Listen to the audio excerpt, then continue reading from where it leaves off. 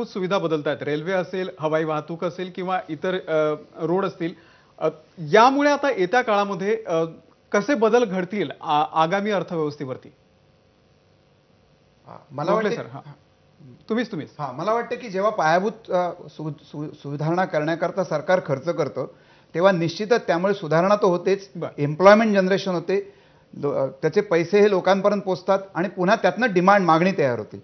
कुठल्याही एखाद्या ग्रोईंग अर्थव्यवस्थेला जेव्हा पायाभूत सुविधांसाठी जेव्हा पैसे खर्च केले जातात मोठ्या प्रमाणावर आणि एस्पेशली कोविड नंतर जेव्हा प्रायव्हेट पार्टिसिपेशन कमी होतं, अशावेळी पायाभूत सुविधांसाठी हा जो मोठा खर्च सरकारने केला, 10 लाख कोटी गेल्या वर्षी जे सरकारने वेगळे काढले होते, त्याचा परिणाम म्हणून आपण ह्या ग्रोथ हा बघत आहोत.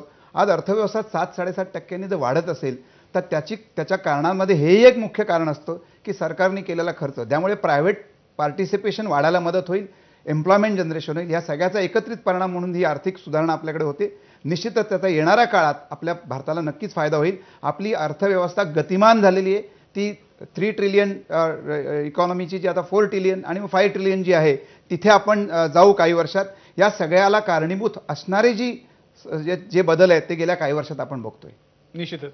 भातखळकर सरांकडे मी थोडासा राजकीय दृष्टीने हा प्रश्न विचारतो की शेवटचं हे अंतरिम